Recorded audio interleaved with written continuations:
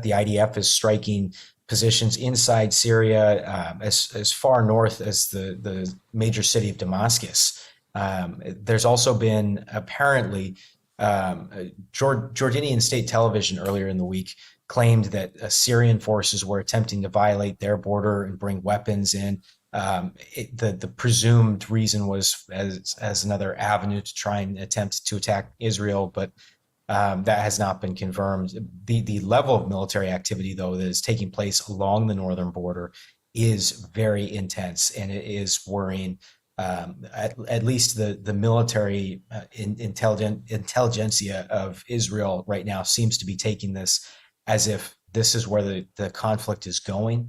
There's a large military exercise that took place on the Israeli side in the north in the last week. They've been moving a lot of equipment and personnel. They were anticipating that this is going to be their next stage of the war. Past 6. To our main news this morning, the UN Security Council's passed a resolution aimed at getting more aid into Gaza. It comes after days of delay due to the US voicing concerns about previous drafts and worries that they would veto the vote. The resolution will not lead to a ceasefire in Gaza. The fighting continues. Let's speak to Zach Anders, a journalist who's in Tel Aviv in Israel. Zach, good morning. Hello, good morning. So let's start with the current situation then on the ground before we sort of turn to the diplomatic efforts, I suppose. The fighting is continuing. Can you just bring us up to date with what we know and where we should be kind of considering and focusing on by way of where the fighting is happening?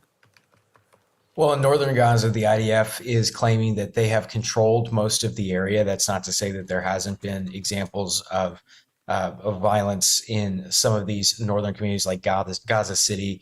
And the fighting in Khan Yunis, the southern city, appears to be some of the heaviest. This is also where we're seeing some of the heaviest airstrikes. But as far as day-to-day action goes, this has been very consistent fighting in Gaza. Where things are really heating up is in the north, with the border with Lebanon. Last night, a soldier was killed. The IDF says that they have this policy of only firing when they're fired upon, so that these are retaliatory strikes that they're taking place in southern Lebanon after Hezbollah, one of the largest non-state actor groups in the world, is attacking their positions on the north. And in the last week, we've seen 2 soldiers die, many wounded, and civilians killed as well. Hezbollah says 121 of its fighters have been killed in southern Lebanon. So that this is really the part of the conflict that it seems to be escaping a lot of attention is how heavy the fighting is picking up on the northern border. Is it too far to say, Zach, that the fighting you describe on the northern border represents something of a broadening of the conflict? Is that overstating it, or do you think that's fair? Oh, that might be understating it even. Wow. We've seen strikes from southern Syria. The IDF is striking positions inside Syria, as far north as the major city of Damascus. There's also been apparently Jordanian state television earlier in the week claimed that Syrian forces were attempting to violate their border and bring weapons in. The presumed reason was as another avenue to try and attempt to attack Israel, but that has not been confirmed.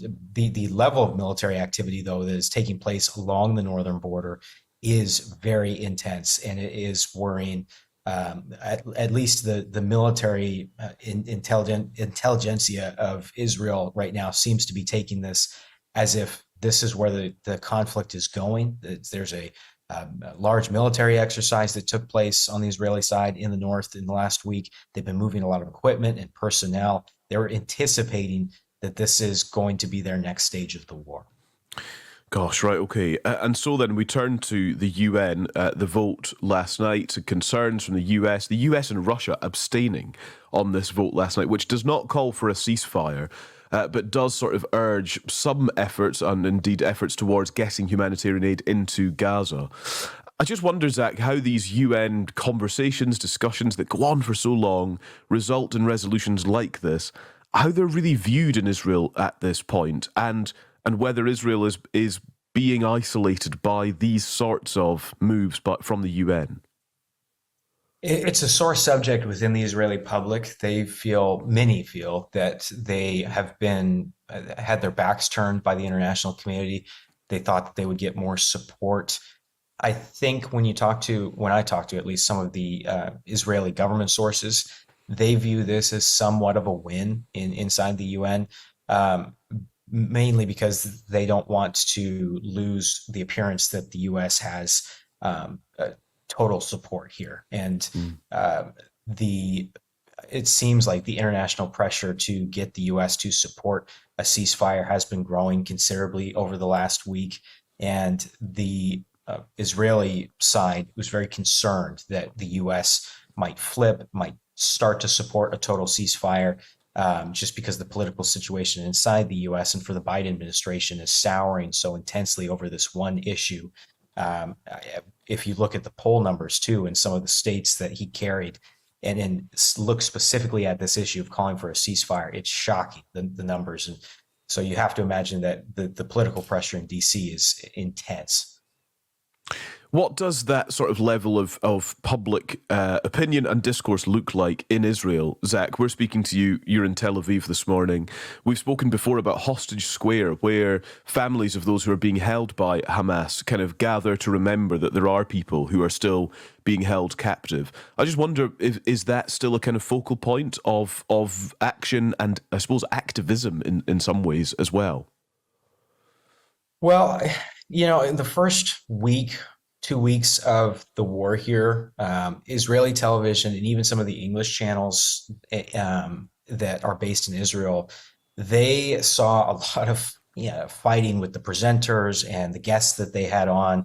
Everyone was in disagreement. There was just a chaos there.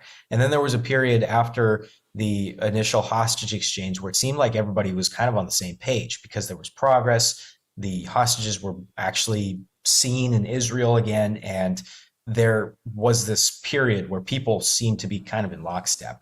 Now it's back to the infighting. People are in disagreement over this real one specific issue, just the hostages. The reports are coming out that claim potentially a major swap of all Palestinian prisoners, maybe 400 Palestinian prisoners for 40 hostages, all the prisoners for all the hostages.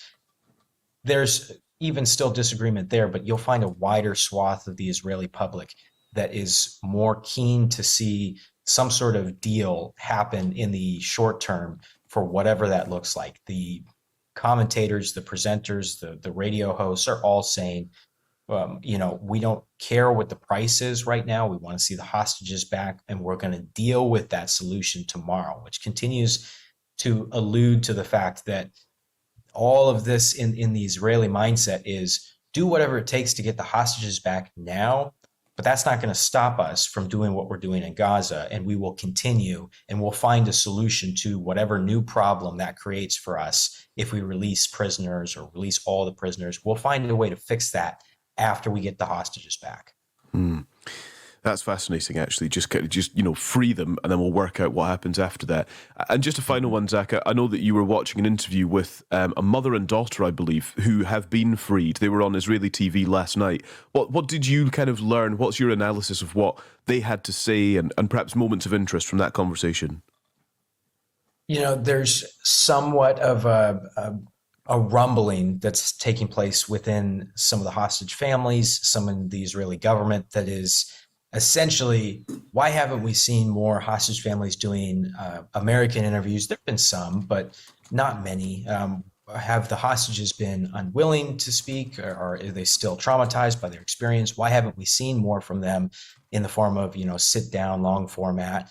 And the rumbling has been, well, we don't want them to tell their full truth just yet because we don't want to jeopardize the remaining hostages, or we don't want them to start telling stories that upset the situation here, and we just want to focus on the task ahead.